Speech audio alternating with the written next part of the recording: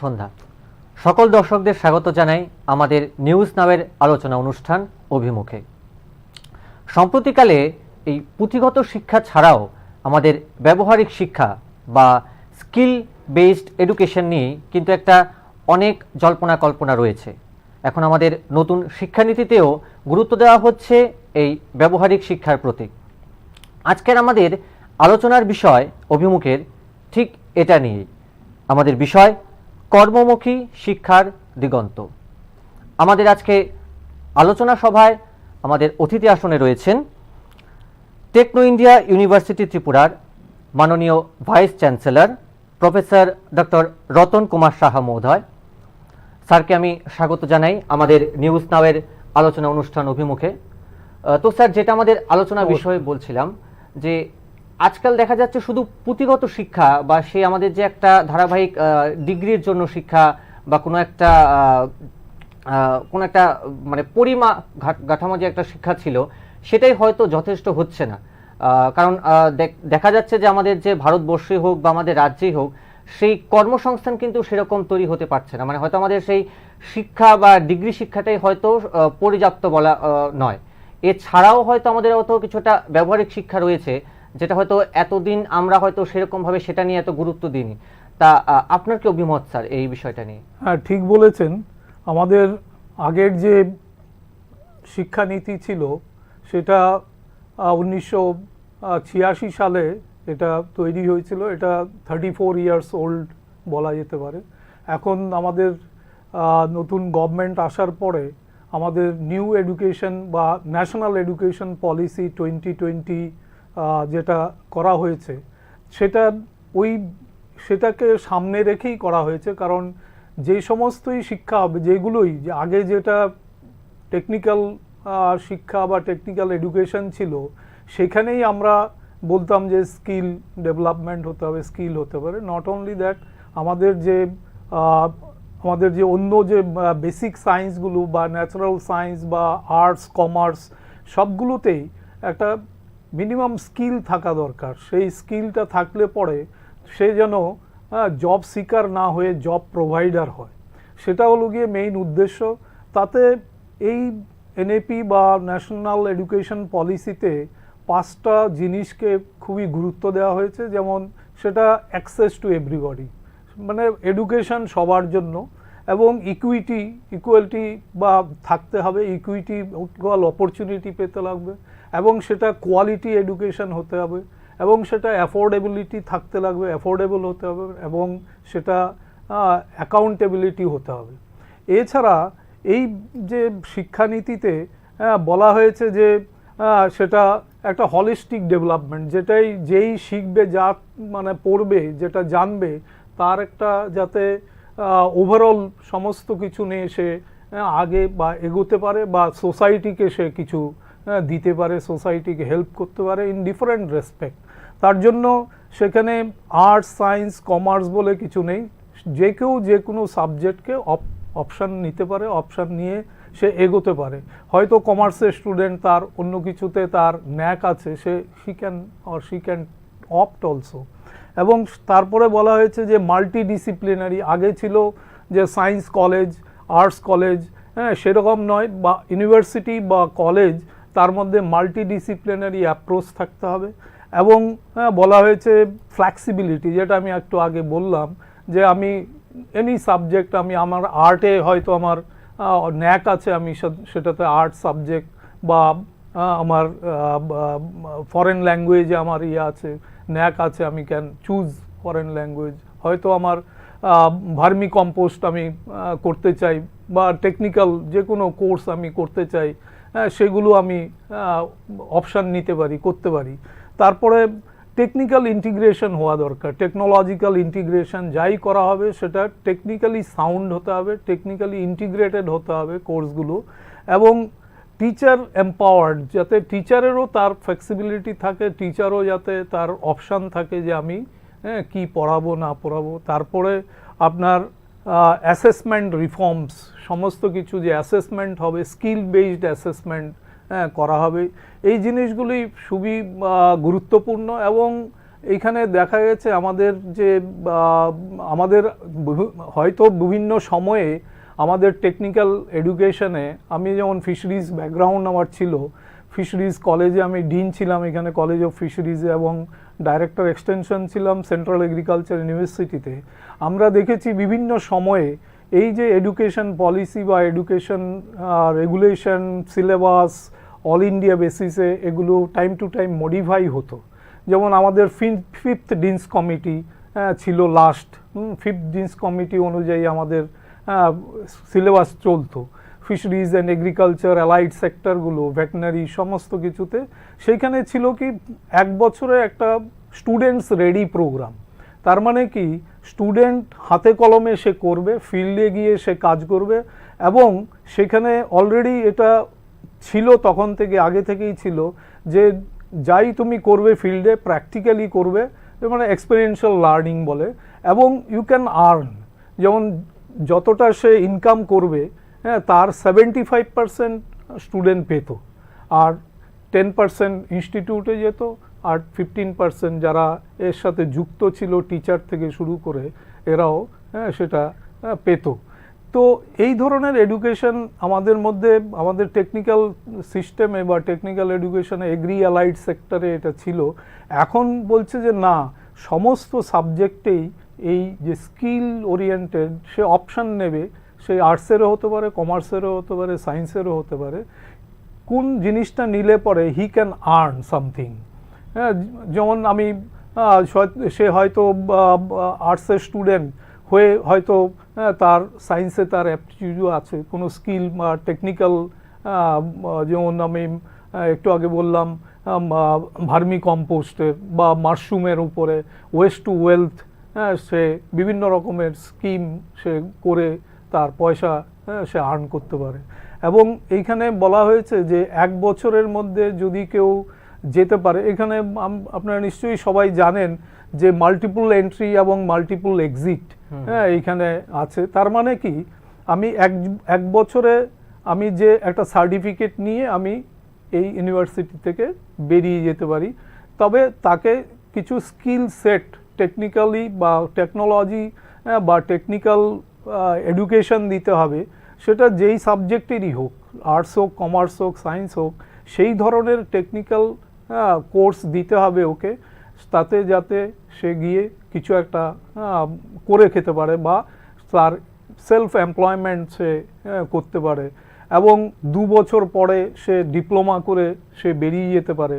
হ্যাঁ, তখন সেইখানেও কিছু তাকে স্কিল, আরও আপগ্রেডেড স্কিল তাকে নিতে পারে, এবং 3 বছরে গ্র্যাজুয়েশন করবে এবং 4 বছর অনার্স নিয়ে সে পাশ করবে। তখন সে ডাইরেক্টলি আপনার পিএইচডি বা মাস্টার ডিগ্রিতে ওইখানে জয়েন করতে পারবে। তাতে 1 বছর হয়তো কমে যাবে সেই ক্ষেত্রে যদি অনার্স নেয়।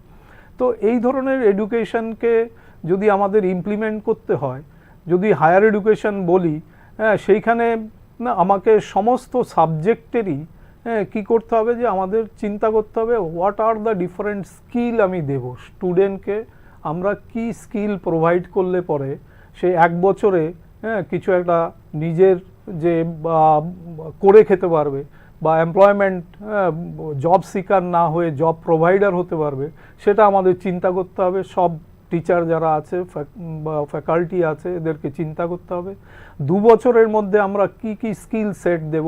যেই কোর্স হবে, আমার ফার্স্ট রিকোয়েস্ট হবে all teacher should go ahead to fix the skills. What are the skills I will be providing for first year student, those who will be going out as certificate.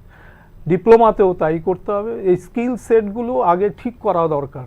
শুধু syllabus বানালে হবে না, সিলেবাসের মধ্যে সেটা job oriented syllabus, মানে self finance বা আমি যেটা বলতে চাইছি যে সেলফ এমপ্লয়মেন্ট ওরিয়েন্টেড কিছু আমাকে স্কিল তৈরি করে দিতে হবে, সেই স্টুডেন্টকে রেডি করতে হবে সেইভাবে। এবং সে যদি মনে করে যে আমি আবার ডিপ্লোমা 1 বছর হয়ে গেল আমি ডিপ্লোমাটা করব বা আমি গ্র্যাজুয়েশনটা কমপ্লিট করব, সে করতে পারে। কিন্তু সেই ক্ষেত্রে যদি সে একই ইউনিভার্সিটিতে করে, তাকে সে তখন সেটাকে পাবে, একাডেমিক ক্রেডিট তার থাকবে, জমা থাকবে, সেইভাবে সে হ্যাঁ, আবার এন্ট্রি নিতে পারে। যদি অল ইন্ডিয়া এক্সামের মাধ্যমে সে আসে তাহলে যে কোনো ইউনিভার্সিটিতে সে এটা কমপ্লিট করতে পারে, সেই ফ্যাসিলিটিও আছে। তো এইগুলো যেমন এই ক্ষেত্রে আরেকটা পলিসি গভর্নমেন্ট অফ ইন্ডিয়া আমার হায়ার এডুকেশন থেকে এটা করা হয়েছে এমএইচআরডির থেকে, সেটা কিন্তু ভেরি ইম্পর্টেন্ট। এইটা আমাদের মানে এনএপির সাথে এটাকে ইন্টিগ্রেট করা দরকার। সেটা কি? সেটা হলো গিয়ে national innovation and start up policy 2019। সেটা হলো গিয়ে students for students and faculty. এইটা কিন্তু আমার মনে হয় এইটা আরও ভালোভাবে আমাদের সবাইকে স্টাডি করা দরকার। সমস্ত ইনস্টিটিউট, সমস্ত ফ্যাকাল্টি এগুলো স্টাডি করা দরকার। আরও বেশি ওয়ার্কশপ হওয়া দরকার, অ্যাওয়ারনেস হওয়া দরকার। Students, teachers and administrator, policy makers, not only that, parents are very important. প্যারেন্টসদেরও, গার্জিয়ানদেরও বুঝতে হবে যে আমরা আমাদের ছাত্রদের, আমাদের ছেলেমেয়েদের কি শেখাবো, কোন দিকে নিয়ে যাব। এর আগে মানে এই পলিসিতে কি বলা হয়েছে, তারপরে আমি আসছি আবার। এই পলিসিতে বলা হয়েছে আমার যা অ্যাসেট তৈরি হয়েছে বা আমার ইনস্টিটিউটে যে সমস্ত ইনস্ট্রুমেন্ট আছে, যা ফ্যাসিলিটি আছে, যা গভর্নমেন্ট, সেন্ট্রাল গভর্নমেন্ট হোক, আমার স্টেট গভর্নমেন্ট হোক আর প্রাইভেট ইনস্টিটিউটই হোক, যে সমস্ত অ্যাসেট, ইকুইপমেন্টস, ইনফ্রাস্ট্রাকচার তৈরি হয়েছে, সেই ইনফ্রাস্ট্রাকচারটা জানে প্রপার ইউটিলাইজ হয়। প্রপার ইউটিলাইজ মতলব মানে আমার যে স্টুডেন্ট ওইখানে পড়ছে বা ফ্যাকাল্টি যারা আছে বা স্টাফ যারা আছে, they can also earn by utilising all this facility. হ্যাঁ, সে তাকে লিভও দেওয়া হবে, তাকে যদি মনে হয় যে এই সেমিস্টারে তার এই প্রোগ্রামটা করে সে কিছু আর্ন করবে, he can opt for that. টিচারকেও সেই লিভ অপশান দেওয়া হবে যে তুমি যদি এই স্টুডেন্টকে গাইড করো as mentor, you can also earn something from that project. তো এই ধরনের যে ফেসিলিটিগুলো ইনোভেশন কাউন্সিল কমিটি ওইখানে থাকে প্রত্যেকটা কলেজ বা ইউনিভার্সিটিতে, তারা সেটা মনিটর করবে এবং এটা উইল বি সোসাইটি অ্যাক্টে এটাকে রেজিস্টার করতে হবে। তাহলে কি হবে, ওই সোসাইটি এটাকে রান করবে। আরেকটা হলো গিয়ে প্রত্যেকটা, আমি যে ইনস্টিটিউটে ছিলাম কলেজ অফ ফিশারিজে, ওইখানেও আমি স্টার্ট করেছি যে লার্ন হোয়েন ইউ আর্ন। হ্যাঁ, যখন তুমি লার্ন করছো, যা পড়ছো, তখন তুমিও যাতে আর্ন করতে পারো, সেই প্রজেক্ট ওইখানে আমি সিড মানি দিয়ে আমরা স্টার্ট করে এসেছি। এটা আমি পার্সোনালি আমার পক্ষ থেকে আমি দিয়েছিলাম 40,000 টাকা, এবং আমাদের একজন ডক্টর রাও জিএম নাবার্ডের ছিলেন, উনি মণিপুরে ছিলেন তখন, ওই সময় আমার সাথে ওনার পরিচয়। উনি দেখেছেন যে আমাদের স্টুডেন্টরা কীরকম অ্যাটেন্টিভলি মর্নিং থেকে বিকেল সন্ধ্যা অবধি কাজ করছে, সেটাতে উনি অত বেশি ইনভলভমেন্ট হয়ে গেছেন যে উনি বললেন যে না, I should give something, I should provide something for the student. তো উনি 60,000 দিয়েছেন, আমি 40,000, 1 লাখ টাকা দিয়ে আমরা সিড মানি দিয়েছি। স্টুডেন্টরা যখন কাজ করবে মানে অফ পিরিয়ডে, এটা সবসময় করতে হবে, অফ পিরিয়ড বা যখন ক্লাস নেই তখন ওরা প্রজেক্ট জমা দিয়েছে, তখন ওদেরকে টাকা দেওয়া হতো, যে কত টাকা লাগবে সেই মানে কন্টিজেন্ট অ্যামাউন্টটা দেওয়া হতো। ইনস্ট্রুমেন্ট সব ইউজ করবে, সেখান থেকে সে যা আর্ন করবে তার 75% ওরা পাবে, আর 25% ডিস্ট্রিবিউট হবে অ্যামাং দ্য ইনস্টিটিউট এবং ইয়েতে আপনার যারা মেন্টর আছে তাদের। কিন্তু এইটাতেও তাই আছে, এই যে আমি বললাম এনআইএসপি 2019, এইখানেও আছে ইনস্টিটিউটকে আপনি টাকা দিতে হবে। হ্যাঁ, সেটা 9.5% ম্যাক্সিমাম আছে। It varies it on the basis of schemes. তো এই যে মানে পলিসিটা, সেটাকেও এই এনইপির সাথে আমাদের জোড়া দরকার।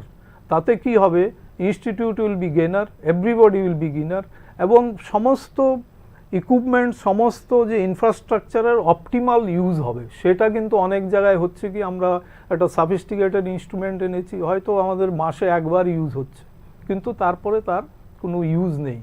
তারপর কোনো প্রোডাকশান ইউনিট কলেজে আছে বা ইউনিভার্সিটিতে আছে, হয়তো ফর সাম প্রজেক্ট, সাম আপনার কোর্সের জন্য এটা চলছে, কিন্তু অন্য সময় এটা আইডল বসে আছে।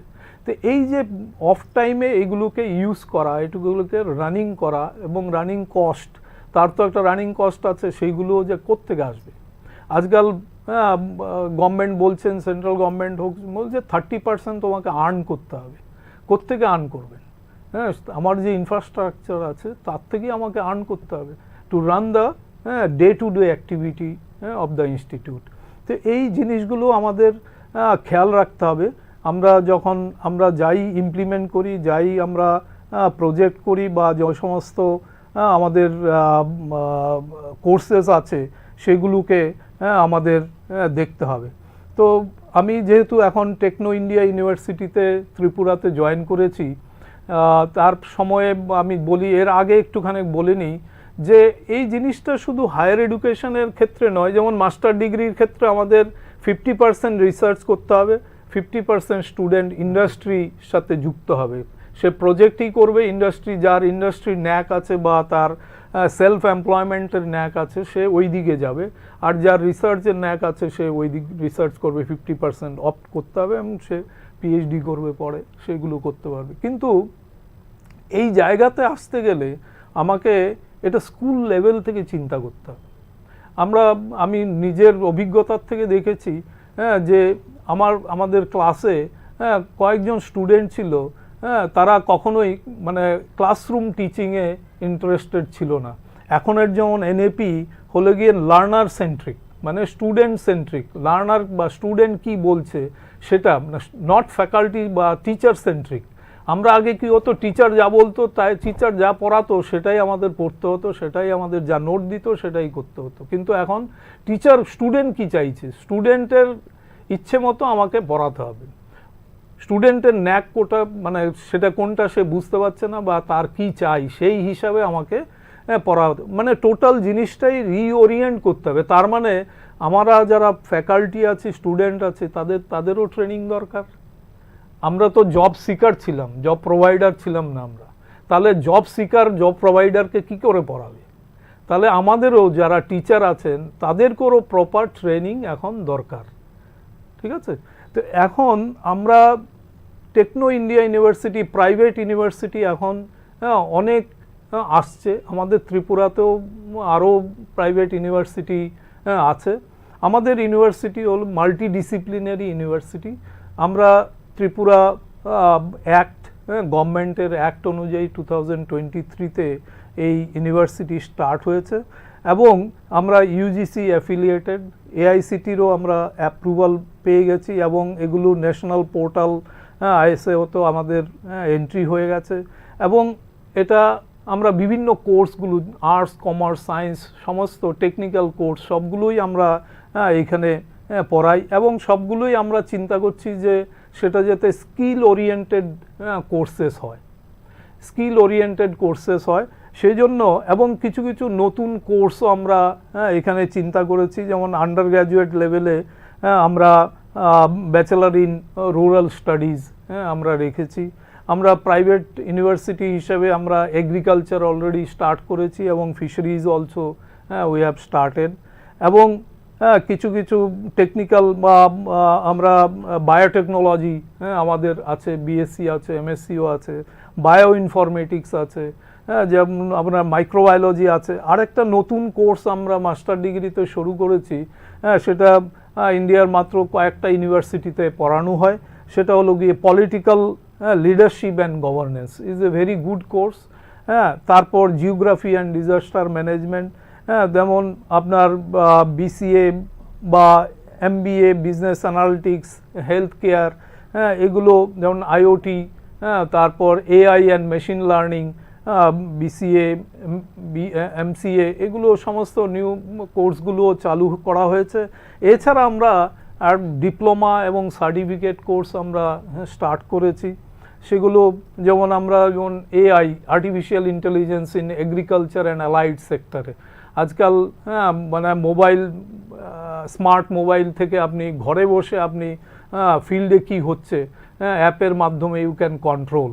যদি আপনার জল দিতে লাগে, then you start can, it will automatic, sensor base, মানে আমরা সেই নতুন টেকনোলজি আসতে আমাদের সেটা আসছে। যেমন আপনি মাছ চাষ করছেন, হ্যাঁ, আপনি হয়তো এখন আপনি যেতে পারছেন না, হ্যাঁ, বৃষ্টি হচ্ছে বা রৌদ্র আছে বা আপনি অন্য জায়গায় আছেন, মাছ হয়তো তা এই সময় খাবার দেওয়ার লোক নেই, আপনার ফিল্ডে আপনি লোক পাঠাতে পারছেন না, তা আপনি মোবাইলে কন্ট্রোল করে আপনি সিগন্যাল বা কম্পিউটার থেকে আপনি কমান্ড দিতে পারেন যে এক্ষুনি ফিড রিলিজ করো, ফিড রিলিজ করার কন্ট্রোল।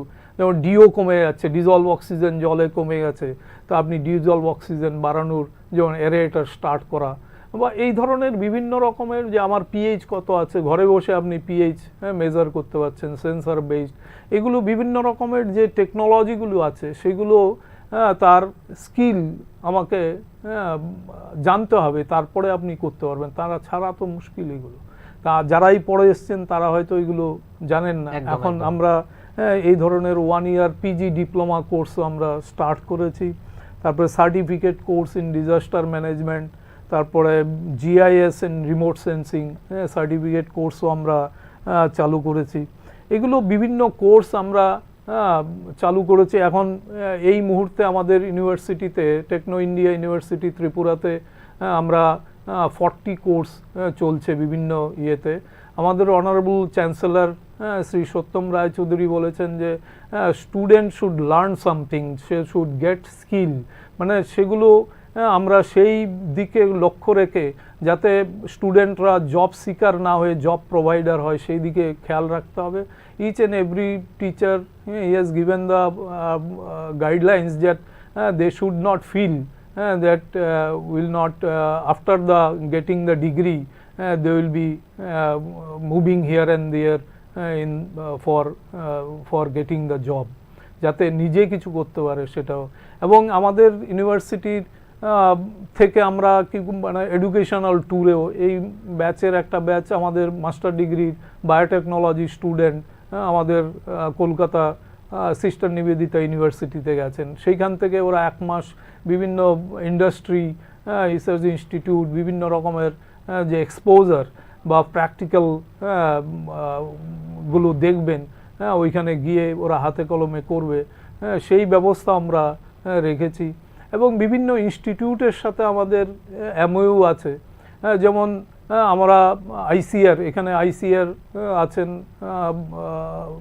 ওইখানে আমাদের লেম্বুছড়াতে ত্রিপুরা সেন্টার আছে, আমরা আমাদের স্টুডেন্টকে ওইখানে পাঠাই। Already we have submitted MOU, hopefully it will be accepted নাও।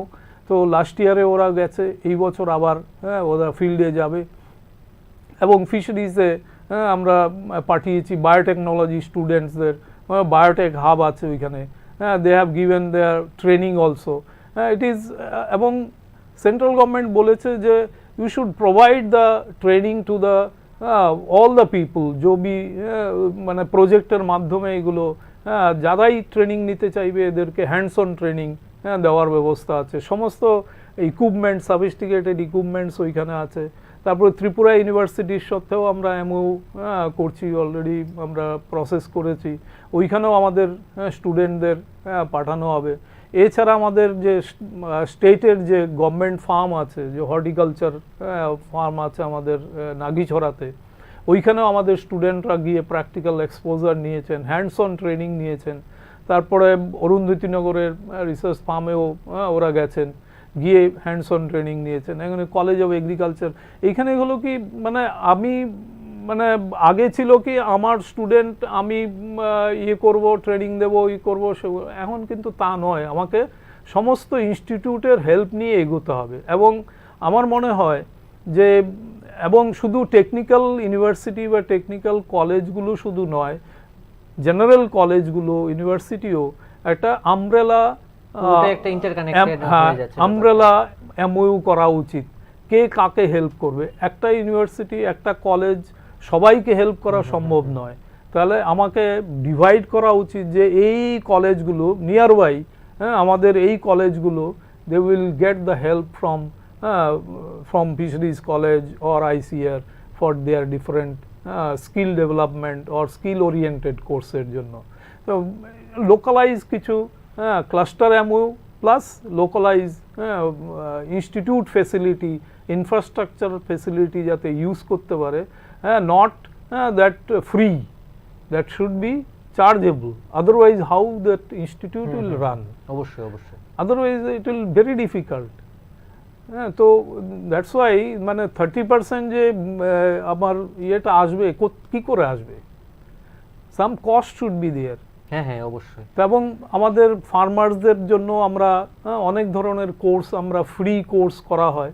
হ্যাঁ, ফ্রি অনেক সময় কি হয় যে এটা মনে হচ্ছে ফ্রি, হ্যাঁ, তার মানে তার কোনো ভ্যালু নেই, সিরিয়াসনেসটা থাকে না।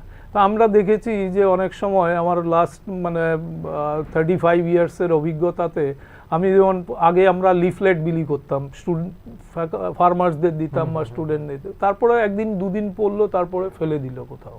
আমি তারপরে ডিভাইস করলাম যে ক্যালেন্ডার, মেক এ ক্যালেন্ডার, যেমন ফার্মিং ক্যালেন্ডার। তো ফার্মিং ক্যালেন্ডার যদি আমার থাকে সামনে, যে এভরিডে আমি মর্নিং থেকে ইভিনিং অবধি, রাত্র অবধি, ঘুমানোর অবধি এটা দেখবো আমি, তাহলে আমার মাথায় এটা ঢুকে যাবে যে আমাকে আজকে কি করতে হবে, এই মাসে কি করতে হবে, কালকে কি করতে হবে, এখন কখন কি আমাকে করতে হবে, ফার্মার্স এবং নট অনলি ফার্মার্স, আমাদের স্টুডেন্টদের জন্য এই যে স্কিল সেট গুলোকে অ্যাজ এ ক্যালেন্ডার বানাতে হবে, অল দ্য সাবজেক্টস, ঠিক আছে না, যেটা ইরেসপেক্টিভ অফ সায়েন্স, কমার্স এবং আর্টস, যেটাই হোক, এই স্কিল সেট যতক্ষণ না তৈরি করবে ইচ অ্যান্ড এভরি সাবজেক্ট, ততক্ষণ আমার মনে হয় না এনইপির সাকসেস আসবে আর কি। তাহলে পরে কি হবে, স্টুডেন্টরা বুঝতে পারবে যে আমি এই কোর্স থেকে এই সেট অফ স্কিলস আমি পাবো, এই কোর্স থেকে আমি এই সেট, এটা 5টাও হতে পারে 10টাও হতে পারে, এই স্কিল সেট আমি পাবো, এবং সেটাও নিজে ব্যক্তিগতভাবে কিভাবে কাজে লাগাতে পারবে, সেটা দেখতে হবে। সেটা এক্সপেরিমেন্ট করে করে আমাদের যারা টিচাররা আছে বা স্টুডেন্টের স্টুডেন্ট যারা আছে ওদের থেকেও আমাদের হেল্প নেওয়া দরকার, গার্জিয়ান থেকেও হেল্প নেওয়া দরকার। এটা some kind of workshop we are also thinking that education summit করার জন্য আমাদের টেকনো ইন্ডিয়ার থেকেও আমরা, আমাদের অনারেবল চ্যান্সেলর বলেছেন যে একটা এডুকেশন সামিট করা উচিত। তাতে কি হবে, যাতে গার্জিয়ান, ফার্মার্স থেকে শুরু করে স্টুডেন্টস, এভরি সোসাইটির পিপল যাতে এখানে কন্ট্রিবিউট করতে পারে, তাতে কি হবে, একটা আইডিয়া সবার কাছে আসবে। এবং আজকাল প্রচুর নতুন নতুন কোর্স আমাদের খোলা দরকার।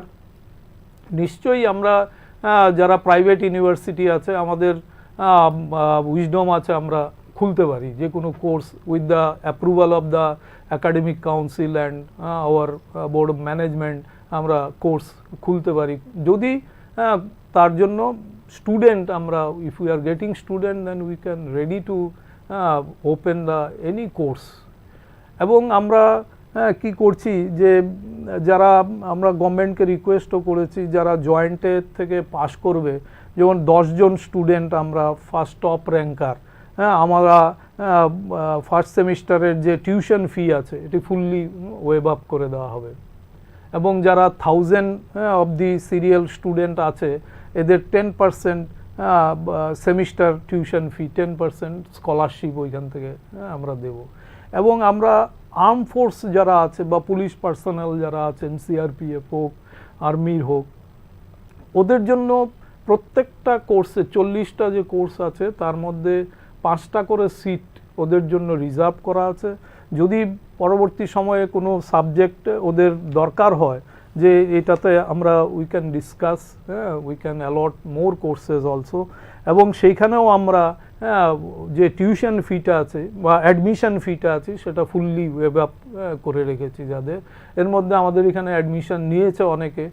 আমি আশা করি শ্রোতাবন্ধু যারা শুনছেন, এই মেসেজটা সবার কাছে দেওয়া দরকার যে আমরা কি কি কোর্স এখানে করছি। আমরা ওয়েবসাইটে, আমাদের ওয়েবসাইট যেটা www.tiut.ac.in, ওইখানে আপনারা দেখতে পারেন। এবং টাইম টু টাইম আমরা অ্যাডভার্টাইজমেন্টও করছি।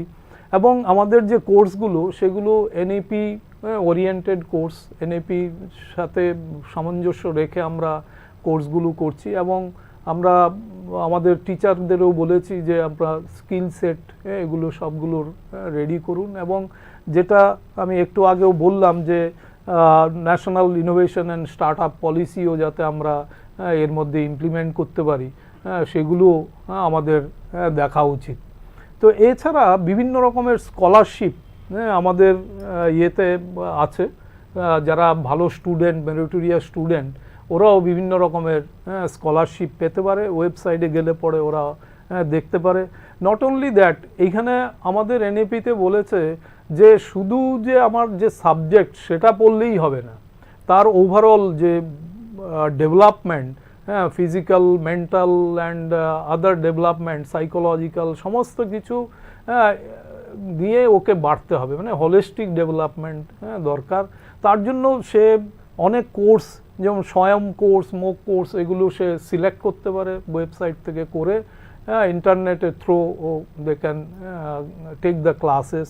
এবং তার জন্য আমরা প্রচুর সোশ্যাল অ্যাক্টিভিটিও আমরা করছি। এই কিছুদিন আগে আমরা বড় স্ক্রিনে, বিগ স্ক্রিনে আইপিএল ম্যাচ আমরা এই স্বামী বিবেকানন্দ ময়দানে আমরা দেখিয়েছি, আস্তাবল ময়দানে। যদিও আমরা ভেবেছিলাম যে বৃষ্টি হবে, তার মধ্যে আমরা সাকসেসফুলি দেখাতে পেরেছি, প্রচুর লোক এসেছিলেন, দেখেছেন।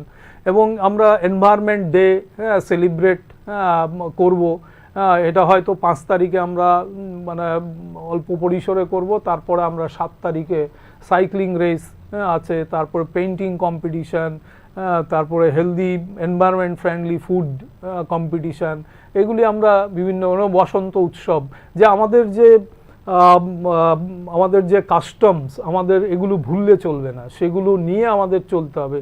সেই জিনিসগুলো আমাদের সেলিব্রেট করতে হবে, আমাদের ছাত্রদের, আমাদের ছেলে মেয়েদের বোঝাতে হবে যে আমাদের চিরাচরিত কাস্টমস কি, আমাদের বাপ দাদারা কি করেছেন, এরা কি পালন করতেন, কি উৎসব করতেন, আমাদের 12 মাসে 13 পার্বণ, সেগুলো আমাদের করা উচিত।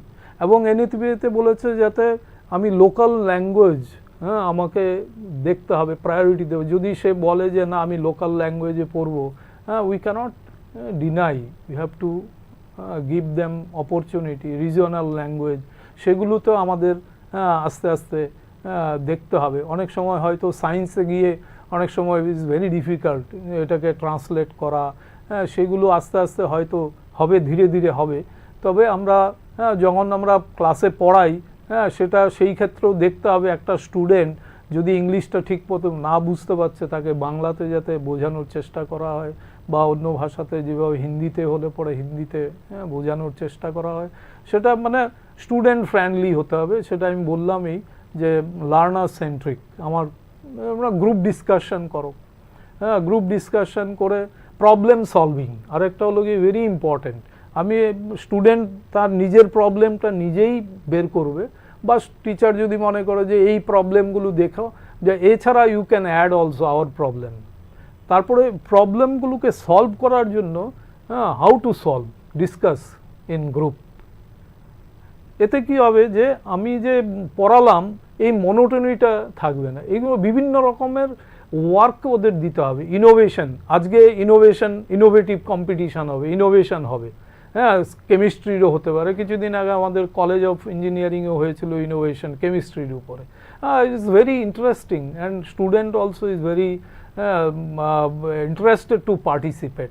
যেমন class oriented, theory oriented class করতে করতে হয়তো ওরা হাঁপিয়ে গেছে, তার মধ্যে মাঝে মধ্যে এই ধরনের আমরা বিভিন্ন রকমের প্রোগ্রাম করতে পারি, যাতে বলে সায়েন্স ওরিয়েন্টেড হোক, বা যেই সাবজেক্টের হয় সেই সাবজেক্টের, বা তার অন্য সাবজেক্টকেও নিয়ে আমরা করতে পারি। আজকাল বিভিন্ন ডেজ আমরা করি, সেগুলোর উদ্দেশ্য হলো গিয়ে মানুষের মধ্যে, বা পোয়েট্রি ডে হোক, বিভিন্ন রকমের যে প্রোগ্রামগুলো আমরা করছি, সেগুলো স্পোর্টস ডে, যোগা ডে।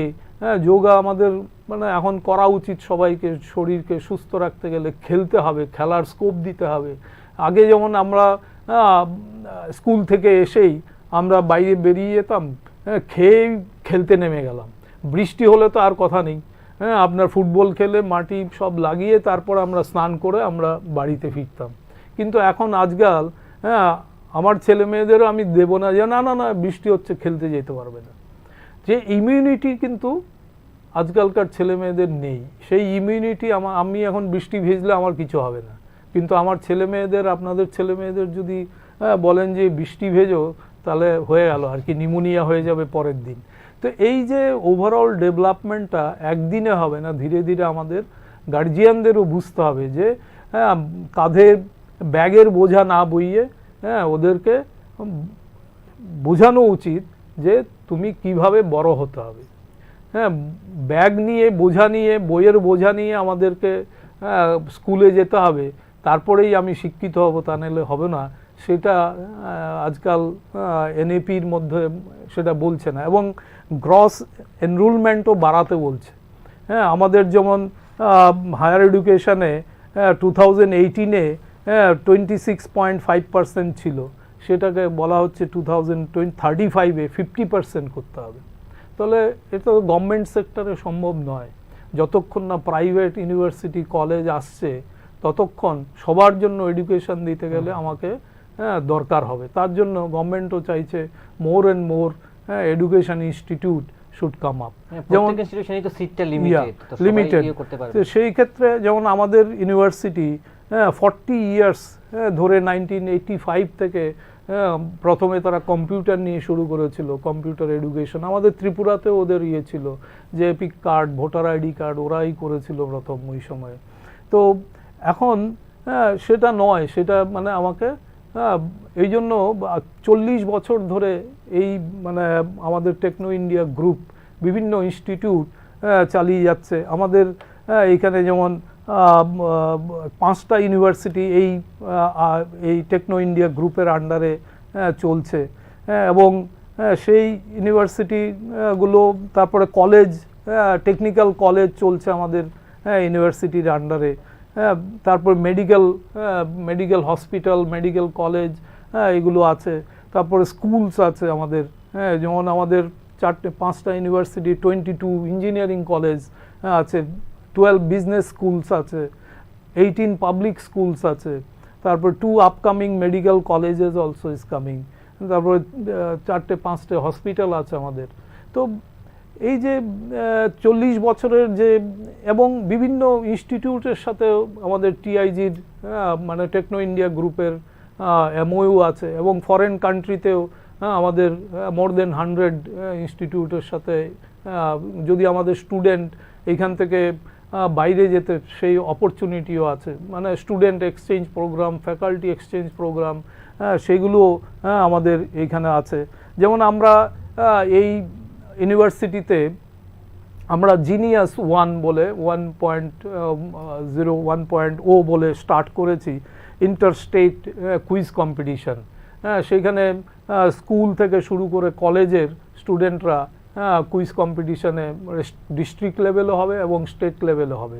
সেটা ডিস্ট্রিক্ট লেভেলে বিভিন্ন রকমের প্রাইজেস আমরা দেব, এবং স্টেট লেভেলেও আমরা দেব। এবং আমরা যারা বোর্ডে ফার্স্ট, সেকেন্ড, থার্ড হয়েছে, বা প্রত্যেকটা ডিস্ট্রিক্টেও আমরা ওদেরকে অনার দেব, ফেলিসিটেট করব। বিভিন্ন প্রোগ্রামগুলো আমরা চিন্তা করেছি যে এগুলো আমাদের করা দরকার। It is our social responsibility as a corporate সেক্টরে। সোশ্যাল রেসপন্সিবিলিটি আমাদের কিছু করা উচিত, টু অনার দ্য সোসাইটাল পিপুল, যারা ভালো করছে বা বিভিন্ন রকমের স্টার্ট আপ করছে বা গুড এন্টারপ্রিনার্স আছে, এদেরকে ডেকে আমরা এক্সচেঞ্জ প্রোগ্রাম করতে পারি। ওদের অভিজ্ঞতা আমাদের স্টুডেন্টকে দিচ্ছি, আমরা ডাকছিও মাঝে মধ্যে। যারা ভালো এন্টারপ্রিনার আছে এদেরকে ডাকা হচ্ছে for exchange programme, motivational talk. আমাদের স্টুডেন্টও যাতে মোটিভেট হয় যে সেলফ এমপ্লয়মেন্টের জন্য তুমি নিজে 100 জন লোককে চাকরি দিতে পারবে তুমি এইভাবে যদি এগোও। তো এই জিনিসগুলো একদিনে হয়তো হবে না, কিন্তু সবসময় আমাদের চিন্তা রাখতে হবে যে আমাদের জিনিসগুলো চিন্তা করতে হবে আমি ইনোভেটিভ কি করব। সেটা আমাকে আজকাল central government, state government start up পলিসির জন্য start up, innovative start up আপনার 5 লাখ থেকে 50 লাখ অবধি টাকা দিচ্ছে বিভিন্ন জায়গাতে। আপনি অ্যাপ্লাই করলে পরে, ইনোভেটিভ আইডিয়া হলে পরে incubation centre, each and every institute, college, university incubation centre should be there. হ্যাঁ এগুলো ফাইন্যান্স করছে, বিভিন্ন অর্গানাইজেশন ফাইন্যান্স করছে, RKBY ফাইন্যান্স করে, বিভিন্ন অর্গানাইজেশন বিভিন্ন মিনিস্ট্রি এগুলো ফাইন্যান্স করছে। তাতে কি হবে, student can excel, student can submit the innovative ideas and then they can go for self employment in future also. আপনারা শুনলেন স্যারের আলোচনা।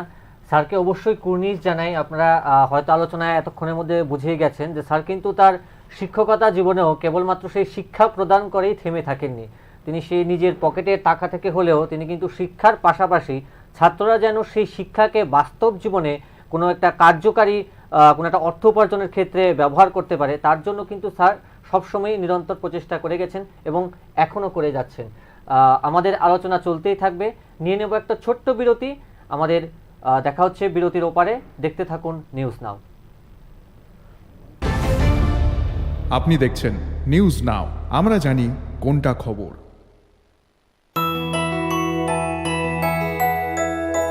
স্বাদে ভরা ঘিয়ের সুবাস লংতরায়, কি ভালো খেতে। শুদ্ধ ঘিয়ের আবেশ ভরা লংতরায়, অপূর্ব সুগন্ধ, পুষ্টি ভরা ঘিয়ের খাবার, গাওয়া ঘি প্রিয় সবার লংতরায়। একেই বলে বিশুদ্ধ ঘি। বিশুদ্ধ ঘি নাম মনে রেখো লংতরায়। লংতরাই ঘি রোজ খাবারে তোমাকে চাই। লংতরায় লংতরায় লংতরায়। শোনো শোনো ভোজন রসিক, শোনো মন দিয়া, ঝাঁঝের স্বাদে রান্না করো লংতরাই দিয়া। ইলিশ সর্ষে পোস্ত বাটা যেমন ইচ্ছে নাও, মালাই চিংড়ি মাংস কষা চেটে পুটে খাও। আহা চেটে পুটে খাও, আহা চেটে পুটে খাও। লংতরাই কাচ্চি ঘানির সর্ষে তেলে টেস্ট, যে খাবে সেই বলবে লংতরাই বেশ। লংতরাই সর্ষের তেল, ঝাঁঝে স্বাদে তোমাকে চাই। আহা লংতরাই বেশ, আহা লংতরাই বেশ। তুমি আছো রান্নাঘরে, তাই সুগন্ধে ভরে, যা খুশি তেমনই খাই তোমার জাদুর রান্নায়। থাকে শুধু লংতরায়, থাকে শুধু Longtharai. Step into the realm of Assam Downtown University, where we encourage success, experience the pinnacle of academic excellence, and live your best days. মশলা হাতে নয় চামচে তুলুন। লংতরাই গুঁড়ো মশলার প্রতিটি 250 গ্রাম প্যাকেটের সাথে 1টি চামচ ফ্রি। লংতরাই গুঁড়ো মশলা, রান্নায় তোমাকে চাই। আপনি দেখছেন নিউজ নাও, আমরা জানি কোনটা খবর। নমস্কার, ফিরে এসেছি আমরা আবার আমাদের আলোচনায়। আমাদের সঙ্গে রয়েছেন টেকনো ইন্ডিয়া ইউনিভার্সিটি ত্রিপুরার মাননীয় vice chancellor professor doctor Ratan Kumar Saha মহোদয়। স্যারের থেকে আমরা অনেক কিছু শুনলাম, অনেক কিছু জানতে পারলাম। এমনিতে তো আমাদের যে স্কিল এনহ্যান্সমেন্ট কোর্সে বা ইউতে, যেটা স্যার বললেন যে অনেক নতুন কোর্সেস চালু হচ্ছে, স্পেশালি আপনাদের ইউনিভার্সিটিতে চালু হচ্ছে, তা অনেকটা আজকালকার যেটা ইউথদের মধ্যে দেখা যাচ্ছে একটা সেই মানে একটু টিভিতে কিছু কাজ করার প্রবণতা বা একটু বড় পর্দায় আসা, সেটা যেটা মানে জার্নালিজমের সেক্টরটা দিয়ে যেটা শুরু হয়, তা সেটা ঠিক কিরকম সুযোগ সুবিধা রয়েছে আপনাদের ইউনিভার্সিটিতে? হ্যাঁ, সেটা তো আমরা BA বা MA যদি কেউ করতে চায় জার্নালিজম বা মাস কমিউনিকেশন, সেটা তো ওরা জয়েন করতে পারে। এবং আমাদের ডিজিটাল মার্কেটিং, আজকাল মার্কেটিংয়ের ব্যাপার, যেমন আপনার FPO বা এদের সমস্ত হেল্প করার জন্য ইয়থ যারা আছে গ্র্যাজুয়েট, তারা মার্কেটিংয়ের জন্য ডিজিটাল মার্কেটিং কি করে ফার্মারদের প্রোডাক্ট বিভিন্ন জায়গাতে বিক্রি করবে, বা স্পোর্টস নিয়ে কেউ যদি করতে চায়, যে ফাইন আর্টস নিয়ে যদি করতে চায়, ধীরে ধীরে আমরা এই কোর্সগুলো আস্তে আস্তে চালু করব। এবং আরেকটা আমরা করেছি কি, বিভিন্ন যে কোর্সগুলো আছে সেই কোর্সগুলোতে আমরা কোর্সের মধ্যেই যে ফিল্ম নিয়ে কিছু স্টাডি যদি করতে চায় কেউ, সেই ফিল্ম নিয়েও আমরা বিভিন্ন মডিউল, আমরা 5টা মডিউল আছে, সেই মডিউলগুলোর মধ্যেও আমরা ফিল্ম স্টাডিজ আমরা ইন্ট্রোডিউস করেছি অ্যাজ পার NEP, যেগুলো বলেছে যে বিভিন্ন রকমের স্কিল এদেরকে দিতে হবে। এছাড়া আমরা ফরেন ল্যাঙ্গুয়েজ, যেমন আমরা ফ্রেঞ্চ, আমরা ওদেরকে স্টুডেন্টকে দেখাচ্ছি বা শেখাচ্ছি। তা আমাদের ল্যাঙ্গুয়েজ ল্যাব, ওইখানে ওদেরকে বিভিন্ন ল্যাঙ্গুয়েজ নিয়ে ওদেরকে অ্যাওয়্যার করা হচ্ছে, ওদেরকে শেখানো হচ্ছে। যেমন ফ্রেন্স আমরা দিচ্ছি, বা একজন এসে মানে অনলাইন ওদেরকে ক্লাস নেবেন, সেগুলো বিভিন্ন রকমের প্রোগ্রাম আমরা আস্তে আস্তে চালু করছি এবং কিছু চলছে অলরেডি। আগেও বলেছি আরেকটা কোর্স আমরা নতুন স্টার্ট করেছি, পলিটিক্যাল লিডারশিপ অ্যান্ড গভর্নেন্স, এগুলো আমরা শুরু করেছি। এবং আমাদের যে প্লেসমেন্ট, এটা আমরা কিন্তু সেন্ট্রালি হয়, আমাদের টেকনো ইন্ডিয়া ইউনিভার্সিটি বা Techno India group as a centrally এটা আমরা করি। ডিলাইট থেকেও আসছেন, অ্যামাজন থেকে আসছেন, তারপর আপনার বিভিন্ন অর্গানাইজেশন, HP, উইপ্রো, সব জায়গার থেকে, মাইক্রোসফট, সব জায়গার থেকে আমাদের স্টুডেন্ট প্লেসমেন্টের সুযোগ আছে। সেটা সেন্ট্রালিও হবে বা আমাদের এইখানেও ওরা আসেন বিভিন্ন সময়ে, যেখানে যেখানে দরকার প্লেসমেন্ট আমরা সেন্ট্রালি করার ব্যবস্থা আছে। If hour student come in our join in our university, we try to take care in everybody, not only their mental growth, physical growth or health status আমরা দেখি সবসময়, এবং they can apply 100% scholarship also they can get in different sectors। এবং আমরা এই ইয়েতে আমরা already লতেও আমরা স্কুল অফ ল আছে আমাদের, যে আমাদের 6টা-7টা স্কুল আছে, স্কুল অফ ইঞ্জিনিয়ারিং টেকনোলজি, যেমন স্কুল অফ ন্যাচারাল সায়েন্সেস, তারপর school of law, BA LLB আমরা already BCI bar council of ইন্ডিয়াতে অ্যাপ্লাই করেছি, হয়তো আমরা এর মধ্যে এটা পেয়ে যাব। এবং স্কুল অফ কমার্স ম্যানেজমেন্ট, আন্ডারে সমস্ত বিজনেস কোর্সগুলো কমার্সের বা ইকোনমিক্স, এগুলো আছে। তারপর স্কুল অফ এগ্রিকালচারের কোর্স আছে। তারপর স্কুল অফ ফিশারিজ, ওর মধ্যে 4 ইয়ার্স অনার্স কোর্স ফিশারিজে। তারপর school of humanities and social সায়েন্সে আমি ওই যেটা বললাম, ইংলিশ আছে, সাইকোলজি আছে, then political science, history, rural studies আমি বললাম, রুরাল স্টাডিজে huge scope, the job, they can get the job and they can also earn money by giving the service to the society। এবং বিভিন্ন রকমের programme অ্যাটাচমেন্টও ওদের আমরা বিভিন্ন জায়গায় করি, সেই ক্ষেত্রে they can get the skill practical exposure also। অনেক ধন্যবাদ স্যারকে।